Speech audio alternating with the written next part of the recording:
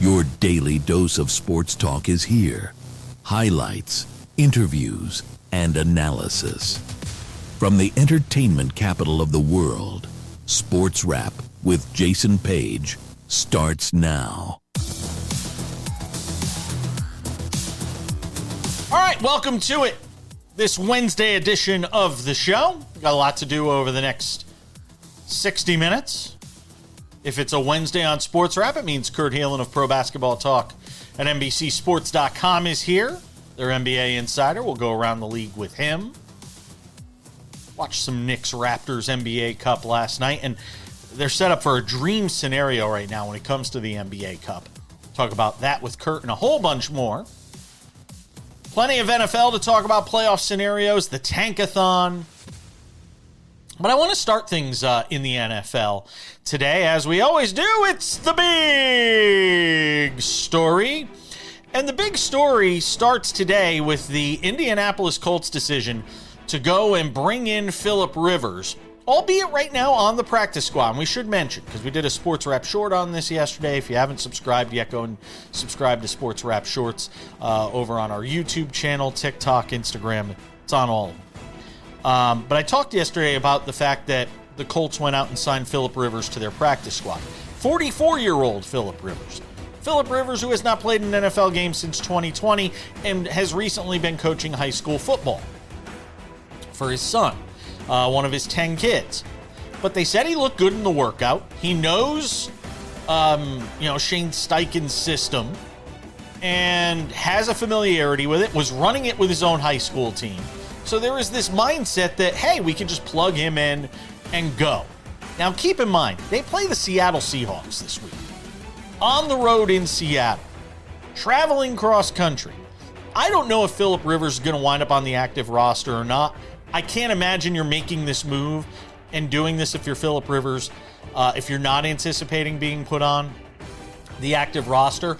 I would not start him this week, and I know a loss would be deadly right now for this 8-5 Indianapolis team, but him going in there and getting his brains beaten out by a really good Seattle team, I don't think that's the answer either. How ready could you possibly have him in 5 days? I know the guy's, a borderline Hall of Famer, which is another topic that we'll get to here in just a second.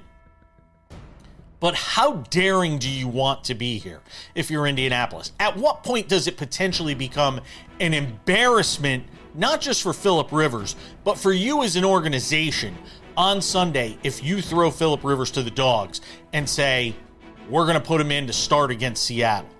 I think it's very dangerous if you're this Colts organization. There's two ways I could look at this, though. Philip Rivers coming back and potentially resetting his Hall of Fame clock for 5 years, it just tells you a little bit about the man.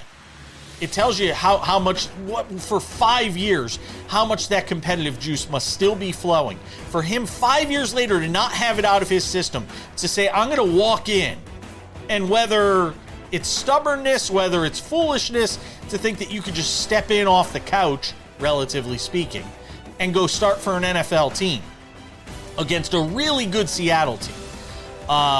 It might be the height of overconfidence. I don't know. The other part of it is, do you want to reset that Hall of Fame clock?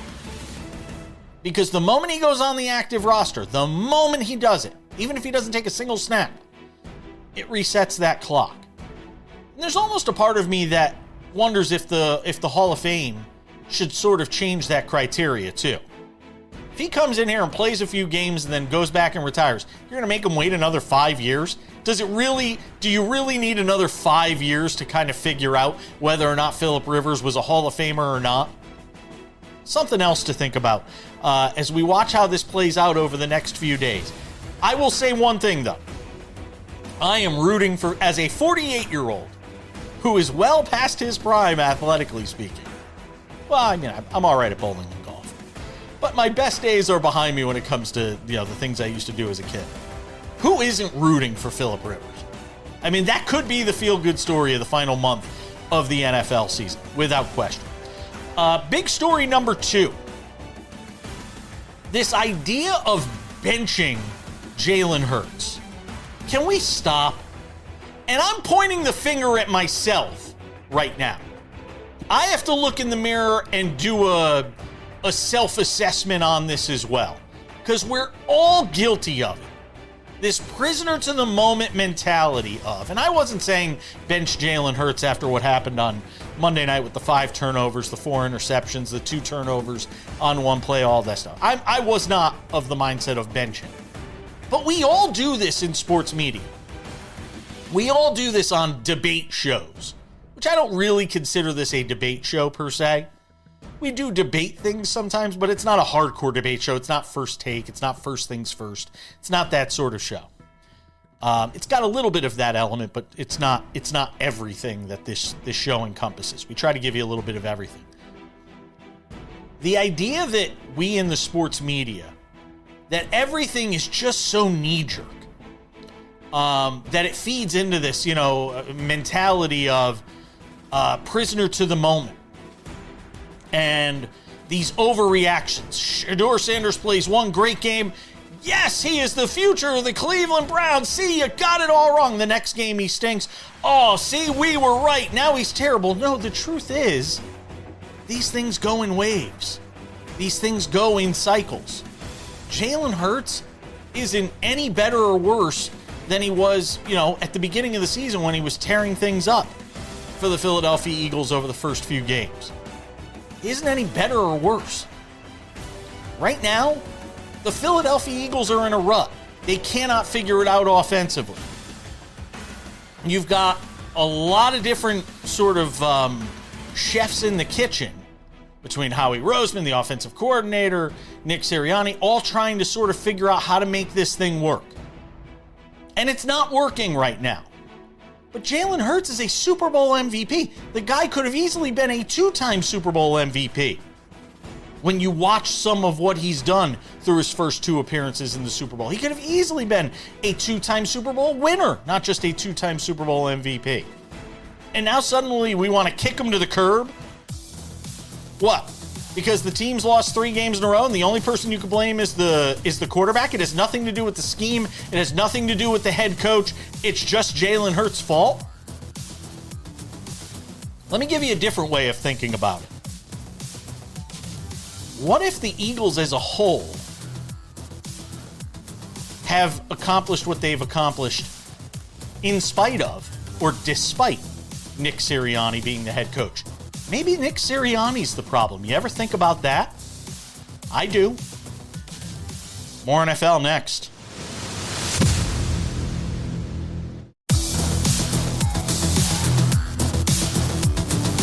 Thanks for being with us on this Wednesday edition of the show. In 10 minutes, Kurt Helin of Pro Basketball Talk at NBCSports.com. We'll swing by and we'll get into it with him on the top NBA stories of the day. Dream scenario setting up for the NBA Cup. The Knicks doing their part for that last night. Can the Lakers do their part on Wednesday night? They will have a tough task ahead of them. Let's talk some NFL, Sam Yarnell. We had theorized it was a possibility yesterday on the show, and now it has happened. Philip Rivers is going to be on the practice squad for the Indianapolis Colts. Now, it is important to note, as I did in the big story, that the only way he has to reset his clock for the 5-year for the Hall of Fame eligibility, he's a semifinalist for the Hall of Fame. The only way he would have to reset it, Sam, is if he joins the active roster. Not if he plays in a game, just even if he's the backup, even if he's QB2, it resets the clock. I don't know how much it matters to him. I've never really heard him talk about it that much. I don't know how much it matters to him, whether he has to wait 5 more years. And frankly, he could add to his Hall of Fame legacy if he comes in here and leads this team into the playoffs, Sam. So I'm curious to get your thoughts as we hear about Philip Rivers at 44 years old, 5 years removed from his last game, joining the practice squad for the Colts. Yeah, so he's got 3 days to get inducted into the Hall of Fame. You've got until Saturday, Philip, because I tell you what, Saturday night when that game day 48 comes out or whatever it may be, your name's going to be on it. And you're going to be probably getting into this game for the Indianapolis Colts. And Jason, I'll tell you what, man.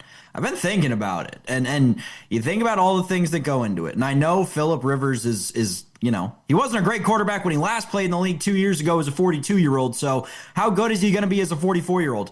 Well, I think he might actually be serviceable.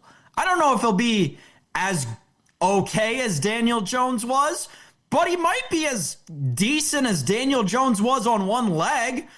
It's hard to get much worse than that. You saw Riley Leonard come into the game and have, somewhat success as a backup who was thrown into the game with, no offensive game planning around him and no preparation headed into the week. So, call me crazy, Jason, but I'm going to say that this isn't the worst thing that could possibly happen for the Colts. I don't think it is. I don't think it's the worst possible option out there. And, you saw all the stories about how the offense that he's been running at the high school that he was coaching, hilarious, is the exact same offense that he's now stepping into. So maybe there's something to that. I'm a little bit hopeful for the Colts with Phillip Rivers. It is a feel-good story. Let's just say that. The idea of him just getting up off the couch, so to speak. And yes, he is running the same offense. The only problem I have is who they're playing. Throwing him in against the Seattle Seahawks and what that team has been throughout this entire season, maybe going under the radar as much as any team we talk about on this show every week, at 10-3 on the road, that is a tall order. You want to talk about setting somebody up for failure, that could be potentially setting somebody up for failure. It also does bring to mind to me, though, and I mentioned this in the big story, so I want to let you opine on it. What does it say about the bevy of quarterbacks around the league that are available, walking around on the street, that this is the option the Colts decided to go with? That there's all these guys, and you're telling me none of them could pick up the system fast enough? I mean, all these teams run a lot of the same stuff. Not everything, but a lot of these teams run a lot of the same stuff. That you couldn't get anybody off the street to come in here and be serviceable enough that you had to go grab a guy that hasn't played a game in 5 years. There is something to be said for the fact that the Colts have gone this direction. It does feel a little Jim Irsay Colts as opposed to Carly Irsay Colts. Yeah, I don't know. I think you may be giving a little short shrift to a couple of things. Well, first of all, offenses around the NFL are unique, locker room to locker room. They are different systems, and it's why you see players really excel in certain places and then really struggle very shortly in their careers in different spots. So there is definitely something to his familiarity with the offense, but to the point about there being a bevy of quarterbacks, I was thinking about it.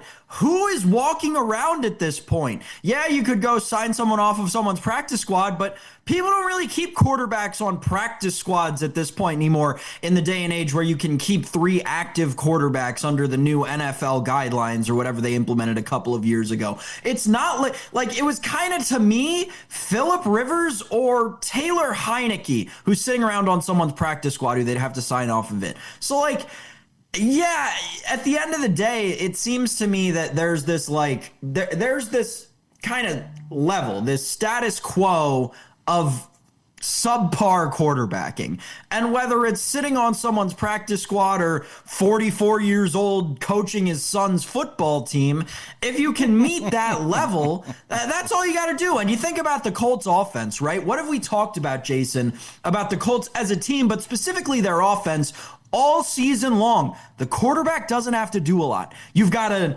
offensive player of the year contender 8 yards behind you in Jonathan Taylor. You've got an offensive rookie of the year contender lined up on the offensive line in Tyler Warren, right? And you've got a coach of the year contender calling the plays. So as a quarterback in that offense, there's only so much you have to do. And again, I think that Phillip Rivers is capable, even a couple of years removed from starting in the NFL, of just meeting that very low bar that he has to meet, that Daniel Jones, frankly, was exceeding all season. So if you're wondering, Colts to miss the playoffs right now, The Colts to miss the playoffs are minus 560. They have the fourth best odds to miss the playoffs. If you're wondering who's ahead of them, the Bengals at minus 4,000, the Cowboys at minus 900, and the Chiefs at minus 900. Those are the teams with the best odds to miss the playoffs. If we're talking about making the playoffs, the Indianapolis Colts are a plus 420, even with an 8-5 record, which tells you just how competitive things are and what the odds makers think their chances are in this current situation. Sam, real quick. Yeah, because part of that is right the ease of the Texans' schedule. The Texans are the team who they would have to replace. Right, they play each other head to head week 18, but that game may not even matter for the spot if the Texans win out up to there and the Colts lose to Seattle this weekend. So I understand the numbers behind it, but crazier things have happened. I'm not saying I would bet it, but it's not a bad bet. But you wouldn't bet it, but it's not a bad bet. That's correct. Kurt Helin, I'm not touching it. It's going to be fun to watch from afar, though. Glad I'm not a fan. Kurt Helin next.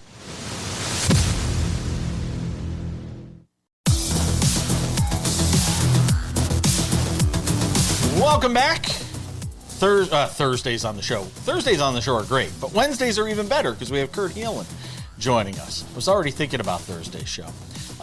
Wednesdays on the show, we're joined by Kurt Helin. There he is. He puts the He puts the pro in pro basketball talk. Yeah, that works. I like that. I am pro by definition. I mean, they keep paying me. So, Kurt Helin is the man behind Pro Basketball Talk at NBCSports.com and joins us here on the show. I didn't get to watch a lot of Orlando and Miami because, as I was explaining to Sam, I was doing a Costco run last night while that game was going on. But I made sure I got home in time for the Knicks and the Raptors. By the way, I can tie in sports into that Costco run. I bought a box of Topps 2025-2026 NBA cards. Pulled a bunch of Concanepples. So we were, if you're not going to get Cooper Flag, you want Concanepples. So I was okay with that. You are a brave man making a Costco run during the holidays. So good for you. It actually wasn't, shockingly, it wasn't as busy as you would actually think. It was manageable. Well, Tuesday night's the right time to do that, right? Yeah, exactly. Yeah. There you go. See? It wasn't like Hunger Games trying to get a parking spot, where somebody's pulling out a shiv. Let me get a thought from you. Hey, it's Vegas, man. It's open carry here. You somebody wants the space, you can have the space. All right, show's off the rails. Yeah, it is. It's okay. When was it ever on? So let me ask you. This is setting up the dream scenario. I mean, the NBA's got to be salivating with this NBA Cup because you've got the Knicks in the semifinals against the Orlando Magic, but the other side, you've got the Lakers sitting there. You could wind up ostensibly here with a Knicks-Lakers NBA Cup final. That is the dream scenario for Adam Silver in this league, is it not? It absolutely is. And the advantage they have with Los Angeles is that, look, filling this building in a neutral venue on short notice, this isn't the college football playoffs. People aren't traveling to this as much, right? There, a bunch of Knicks fans are like, man, but suddenly like New York, maybe. Yeah, well, you might be there and there's always Knicks fans everywhere. But Laker fans, hey, it's a 4-hour trip, right? Like it's like they can get to Vegas really easily. They've helped fill the building a couple years ago, now that the Lakers are looking to be the first team to get two cup wins, which I think is ultimately their goal, is going to be good for the league. This is a good grouping for the league because honestly, you have got 4 of the top 6, 7, 8 teams, however you want to break it out, in the league going to this thing. Spike Lee. I'm sure Spike Lee will be there even for the semis. Yes. If I know Spike is going to travel. Are you surprised the Spurs are still holding out Wemby, or is it just common sense here, given what he means to that team? Even if it is, a chance to win a title, so to speak, that they're holding him back? They've got to think about the long term and long term beyond this year. Obviously, they are not those guys without him ultimately in the lineup. They're also 8-3 without him in the lineup. Like, De'Aaron Fox is back to playing like an all-star. Stephen Castle is fantastic. And for people who haven't seen him, and I know he missed a little time with an injury, if you watch this game, Dylan Harper's special. I agree. Dylan Harper getting downhill has a lot of People haven't seen him. He's a big guard, a lot of Cade Cunningham in his game where you just can't quite stay in front of him. He's quick, long, really high IQ. He's fun to watch. That's going to be a tighter game than people think. Yeah, I agree. Dylan Harper is special. Go ahead, Sam. Kurt, to get to the Cup Finals and face the Knicks, in theory, the Lakers would have to go through, well, Goliath, the 23-1 Golden State Warriors. Before the season started, you mean the Oklahoma City Thunder? Hold on. You mean the Thunder? Oh, the Thunder, yes. Before the season started, I asked you if these Thunder could approach the Golden State Warriors record from a few years ago. They're on pace to go like 70. They're on pace to lose like 4 games at this point in the season. How many games do you actually think this team is capable of winning, coming off of a championship with a short offseason, going on a cup run? What's realistic expectations for this team? Breaking that record is absolutely, if they want to break it, it is absolutely within their grasp. And part of it is just the depth and the young legs on this team. This isn't a team that's suffering much of a hangover from the championship. They're young enough look, Jalen Williams and Chet Holmgren still on their rookie contracts. Like their extensions don't even kick in until next year. Shea's back playing like an MVP, but like this is a team where not only are they getting healthy and figuring things out, and they haven't been completely healthy. Their ideal starting 5 has yet to play a game, but they go and hey, let's groom AJ Mitchell for a year, throw him out there, and suddenly he looks like a 6th man of the year candidate. They are so deep with guys that they can plug and play, that all buy into their system, that all defend. First off, I'd put the under over at least 70, and I'd probably bet the over at this point. I really just for the record, 70 plus wins for the Thunder right now. They are minus 154 for 70 plus. To break the record and win 74 or more, they are plus 370. It's not bad. 75 or more, they're plus 630. I think at some point they're going to take their foot off the gas a little. I don't know if they are. I don't know if they are, Kurt. Well, I wonder. Yeah, go ahead. Even if they do take their foot off the gas, do they still not win games? Like you're talking about how they find a 6th man of the year out of nowhere, right? They're favored by 14, 15 points every night against the best teams in the NBA. Even if they take their feet off the gas, Kurt, are they still not the best team in the West? Oh gosh. They're the best team in the NBA right now, and it's not close. They are just so cohesive and so together, playing the same system with the same guys. The continuity is there. Everything you want in a championship team is right there with this team. And look, you're not wrong. Shai Gilgeous-Alexander missed the game on Sunday, and they beat the Jazz by 30. Now, it's the Jazz, but they still they don't miss a beat. And look, they're going to win a lot of games. They are... Jason knows this. One of my tests early in the season is like, when do I start booking hotel rooms for the finals? Because we know the dates. And I am already booked in Oklahoma City. I've already got the first 2 games in Oklahoma City set in my calendar. By the way, Will Hardy was pretty bent out of shape in that Thunder game the other night. I mean, he was pretty teed off at his team. He's like, I'm tired of having to tell you guys how bad you suck. I'm tired of it. Shai Gilgeous-Alexander, by the way, plus 135 right now to win the MVP. Nikola Jokic plus 180, Luka plus 290, and then there's a huge drop-off after that. I would say those 2 guys have separated themselves a little bit from Giannis and Luka, I think, but it's any one of those 4 is still capable of winning it, but right now it looks like another SGA versus Jokic. How do you split that hair debate? Another segment with Kurt Helin on the NBA next. Welcome to Walgreens. Looking for a holiday gift? Sort of. My cousin Freddie showed up to surprise us. Oh, sounds like a real nice surprise. Exactly. So now I have to get him a gift, but I haven't gotten my bonus yet. So if we can make it something really nice, but also not break the bank, that'd be perfect. How about a Keurig for 50% off? Bingo. Savings all season. The holiday road is long. We're with you all the way.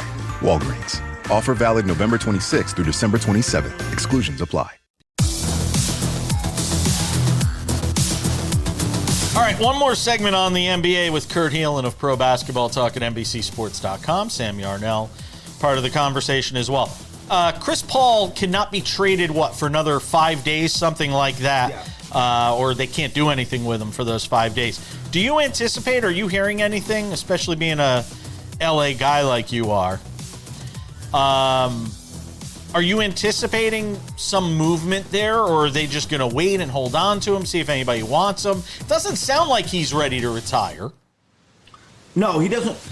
Like everybody, he wants to retire on his own terms. Right. He would like to play out this season somewhere, and he seems more open now.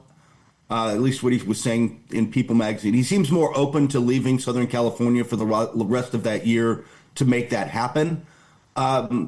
But what I'm hearing is the teams that have some interest in guard depth and might have interest in bringing him in are not going to trade for him. Why? They're going to let him go. We can pick him up. Like, they're just not going to give up, even if it's just a second rounder and a minimum player or whatever. Teams are not going to do it. So they're going to wait it out, and eventually the Clippers will just either waive him and move Kobe Sanders into who's their two-way guy into that slot, or they'll wait and things. But I'd be surprised if he gets traded, only because everybody knows he's going to be a free agent and they can just poach him.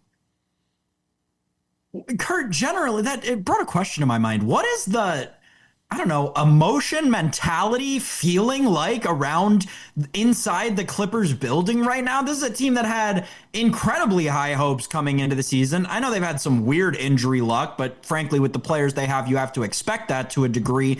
They end up basically in the basement of the Western Conference right now. What's going on inside the Intuit Dome? The front office is a little frustrated and looking around. They also think that this team is eventually going to kind of get healthy and get better. They don't think they're as bad as they look right now. They also, like speaking with someone there, they were kind of like, maybe the 50 wins last year was also a bit of a mirage. Maybe we're somewhere in the middle and it's not really one or the other. The other part of that I will add is that locker room right now is, man, it's just, you hear the guys talking about energy and needing connectivity, and it is not a tight locker room. It's a 12 guys, 12 cabs kind of locker room. And I honestly don't see how they can be better than they've been, but I don't see how they seriously turn it around. I think they'll start to win games later only because they can't tank. They don't control their first round pick. They have got nothing to tank for. So they'll keep trying when other teams don't, and they've got enough talent to win some games and maybe crawl up to the 10th seed or something. But there's just not a good vibe around that team right now. I was harassing you last week on the day that we learned Giannis Antetokounmpo was meeting with the ownership group and management with the Bucks. I was like, Kurt, can I get you on? And you're like, no, I'm driving. And I'm like, yeah, well, okay, fine. Then drive. Don't wrap your car around a tree or telephone pole, please.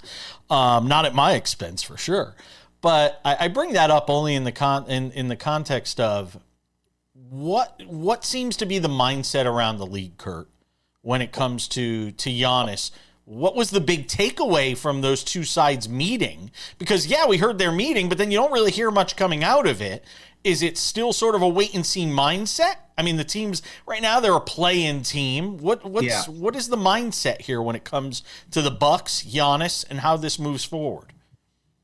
I will tell you what other teams have been saying, and they've had meetings. They are roughly preparing, like, should we put together this trade option or that trade option, or how hard do we want to go in, which is a whole other conversation. If your teams like San Antonio and Houston, and you are looking at how good we were just discussing that last segment about Oklahoma City, do you want to go give up a bunch of assets to go all in this year? Is this the year you want to go? Like, there's these questions are being asked around the league, but there's two main ones. A, if Giannis wants out, he has to be the bad guy. He is going to have to ask out in season and demand it. And I don't know if he's going to do that. And nobody really knows. Like, or is he can get to this summer and be passive and not sign the extension, and they'll have to trade him because they have to get something back. He can go that way and not look like the bad guy or as bad a guy. The other part of that is, and I think we're starting to get a sense of this, will they help him get where he wants to go? Will they get him to your Knicks? Will they get him, if that list includes Miami or whoever else might be on it, will they try to get him there? Or are they just going to listen to the best offers and try to talk to the Spurs, I'll tell you who should go in, Atlanta. I love the idea of him in Atlanta in a trade where another team where they've been playing well, they've got some good players, and you can do Trae Young, Zachary Reese-Shea, and a bunch of picks, including that New Orleans pick for this year, and put together a really nice package. Orlando could put together a package. Teams in the East should seriously consider it. The Knicks would want to get in on that. I don't know if he wants to go west, and I'm not sure if the teams in the West, again, looking at the standings, Oklahoma City go, is this the year? Or if we're the Spurs, do we just build this out for a couple of years and see how good we get? It's going to be interesting, but are they going to focus and get him where he wants to go, or are they going to just take the best offer that comes in? Sam, the most enviable spot in the show. You've got a minute. Go. Kurt, my last question is on the Raptors. I just wanted to give some, not love because it's not love I'm going to give to them, but they've been on this slide lately after they had this hot start to the season. Are the Raptors still contenders in the East? And is the East as wide open as we thought it was before the season? Injuries playing a role with the Raptors, aren't they, Kurt? I'm sorry, I didn't catch what you said, Jason. Injuries. Yeah, injuries is part of it. They're a team that really relies on depth, so not having J.R. Smith, not having Emmanuel Quickley, if you're relying on depth, then suddenly it's a lot of Brandon Ingram. I think that's certainly part of it. Part of it is I think things are catching up to how they're playing. People are adjusting to the style. So I don't think they're contenders. I think they are another team poised for a big swing. If you want to talk about Giannis or someone else, I doubt he wants to go there, but would they go Kawhi again and just go for 1 year? Kawhi for 1 year. Yes, give me Giannis for 1 year. There you go. Gosh. Kurt Helin, Pro Basketball Talk at NBCSports.com. Always appreciate you, my friend. Take care, man. We're coming back.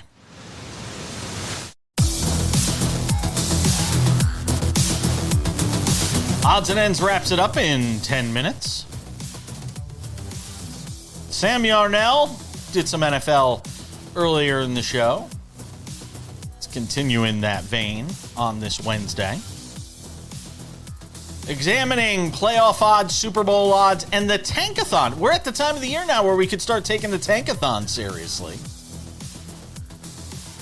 I won't lie, I'm taking it a lot more seriously because the helmet that sits above my head right now sits in the best spot.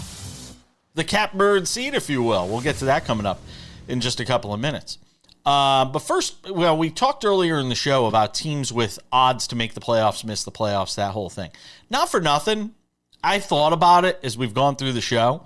Colts plus 420 with an 8-5 record. I mean, if you get to 10 wins, you're going to have a puncher's chance. It's starting to look a little better to me. It's a little more appetizing. If you were to pick one team, though, Sam, on the long side of making the playoffs, not missing, but making the playoffs.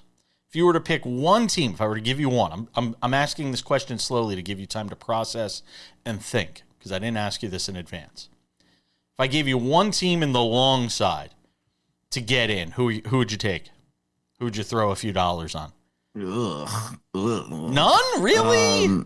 I don't like any of them. I guess Baltimore, but the thing is, you look at what Baltimore has coming up at Cincinnati, home for the Patriots, at the Packers, at the Steelers. There's one win in there, maybe two. That means you're looking at an 8-win football team. I don't know, man. Again, the Colts are the one for me. They're the one with any semblance of a shot. Outside of that, you're looking at making up 2 or 3 games over the course of the last 4 weeks of the season. Yeah, good luck with that. The playoff picture in the AFC is pretty much just about as set as you're going to see it. If you give me one. Does it have to be AFC? Can I No, go to the it doesn't NFC? have to be. No, it could be the NFC too. If I can go to the NFC, that makes things a Don't little bit discriminate. different. If I can go to the NFC, I mean, I'm addicted to this team. I really am. But what's the give me the Carolina Panthers. Whatever the number Plus is. 240. It's not that big a number. It's not as big as you would think. It's only plus 240. Again, I'd take it. You're giving me plus money on this team right now. They're playing good football, Jason. And the Buccaneers they were my Super Bowl pick. Gosh, man, what is it with me in this whole division? Wow. Maybe I need to do some internal thinking about that. But anyway, the Bucs have just been reeling so hard for what feels like the last 9 weeks or so. The Panthers are the one to me. If it's not far enough down the list, You're not going to convince me on Dallas or Minnesota. Everyone else has been eliminated, so I guess Detroit is the only option. They're minus money. They're minus 108 right now. Oh, well, that's stupid. That means that, like, what, the Bears are plus money? The Bears are minus 200. Interesting. See, then this is, interesting. So there's no juice to be won anywhere. No, there really isn't. Kansas City is plus 530 in that list. No, they're done. Stick a fork in that team. They should 16, start benching 17%. Mahomes. If they're smart, if the Chiefs were really smart, and we're talking about tankathon, Jason. If the Chiefs were really smart, they would bench Patrick Mahomes, bench Travis Kelce, bench Rashee Rice, bench everybody. Try to lose, because actually a 6-win record will get you a somewhat decent draft pick in this year's class. On the miss side of it, do you pay the juice and take Baltimore at minus 194? No. To miss the playoffs? No. Yeah, if you think that they're going to beat Pittsburgh, but even still, just wait and bet that game. If you think Baltimore is going to lose to Pittsburgh in week 18, wait until that game comes and bet Pittsburgh in that game, because I can almost guarantee you they're going to be an underdog, right? And if you think Baltimore is going to make the playoffs, or if you think Baltimore is going to win that game, then bet Baltimore to make the playoffs. There is no point in laying what'd you say it was? Minus 170? Minus 197. Oh my gosh. Do not lay minus 197 when that's going to come down to one game, and you can just as easily fade the Ravens at a minus 110. Sam told me not to bet Tampa Bay. I'm just making sure you know. I'm not going to do it because Sam told me not to. Just making sure, because if you cause a divorce in my life, that's going to be it. I'll give you another one, though. To miss, Tampa Bay plus 245. Yeah, and there's a reason it's the same number, right? That's like eerily reminiscent of the number that the Panthers are to make it, because it's going to be one person out of the NFC South, and that division is going to come down to the next 4 weeks and whether or not Tampa Bay can, win out, and if they can hold off Carolina. Do they have another matchup? I'm trying to look. Is there another matchup between these two teams? No, both of the matchups between these two teams this year still to come. So you've got a week 16 matchup between the Bucks and Panthers in Carolina. Kudos to the schedule makers. And a week 18 matchup in Tampa Bay that could decide the division. Kudos. I would 100% bet on the Panthers to win that division right now. Kudos to the schedule makers there. On the tankathon here in the last minute, the Giants right now would have the top pick in the draft, having lost 7 in a row. Las Vegas would be the next best, and Tennessee all have 2-11 records. So it's going to go down to the wire for who winds up with the number 1 pick. But in the Giants' case, you already have a quarterback. So it'd be interesting to see what they do if they got the top pick, Sam. Here's the thing for the Giants. They're favorites this week against the Commanders, and they're going to be favorites next week against the Raiders. They play two teams who are right around them in record. If they're not careful with losing, they could wind up a 4-win team in the next 2 weeks. Nobody does tanking worse than teams like the Giants and Jets. New York does not know how to tank. Gone through this for so many years. Just suck. If you're going to suck, then suck. We're going to suffer through it. Yeah, bring back Tommy Cutlets. We're coming back.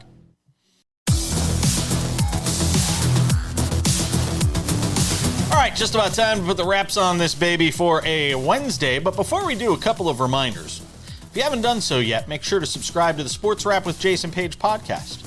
Podcast is available on all your favorite podcasting platforms: Spotify, Apple Podcasts, YouTube Podcasts, iHeartRadio, TuneIn, Odyssey, Amazon. Anywhere you get a podcast, you can listen to the show. Although I think on TuneIn they still call it the cash-in. I don't know why. I can't get them to change it. I know, Sam. It's a comedy. That's a nice little 2023 throwback. Yes. I don't know why. I can't get them to change it. I'm trying. Anyway, Sports Wrap with Jason Page podcast. Go and check it out today. Also, the Sports Wrap with Jason Page YouTube channel. This is the place to go for all things Sports Wrap. It is growing. Subscribers keep subscribing. People keep subscribing. It's wonderful. We appreciate you doing so. The Sports Wrap with Jason Page YouTube channel has this show Monday through Friday available early in the afternoon. You can see it there before you see it anywhere else, believe it or not. We love you watching on TV. I'm sure we look beautiful in high def. But make sure to go and check out the Sports Wrap with Jason Page YouTube channel. The reason why, it's Sports Wrap Shorts. Sports Wrap Shorts, exclusively available on our social media platforms. Sports Wrap with Jason Page YouTube channel has them. They're 1 to 3 minutes long. News breaks, you want to go to our YouTube channel because we've got the stories covered there. Biggest games during the day, biggest stories during the day, biggest games at night. Also, Sports Wrap Shorts available on our social media platforms. TikTok, Sports Wrap Jason Page. Instagram, Sports Wrap Jason Page. So make sure to go and check those out. One more thing. Tomorrow's show, we're going to cover something we have not covered because it's starting to get juicy. This Michael Jordan lawsuit with NASCAR, he's about the only person who probably could do what's being done right now in challenging NASCAR on these charters. We're going to get into that tomorrow on the show because Discovery not being very kind to NASCAR. And without any further delays, ladies and gentlemen, time for some odds and ends. Odds and ends, Sam Yarnell. UConn and Florida going at it at Madison Square Garden last night. A little bit of comeuppance. UConn getting a little bit of revenge after being bounced in the NCAA tournament by the Gators last year in their attempt to win 3 straight national championships at Madison Square Garden. The Huskies doing the job, Sam Yarnell. Yeah, and they've really done a great job bouncing back, right? Since their only loss this season to Arizona, which we talked about, that game where Koa Pete just went off. They've done a great job. They have wins over, UConn, Kansas, and now Florida since then. I mean, credit to UConn, credit to Hurley. He's done a great job of building that program. And, I think last year, there was a little bit of distraction with him potentially going into the NBA and all the, questions surrounding that before the JJ Redick hire for the Lakers.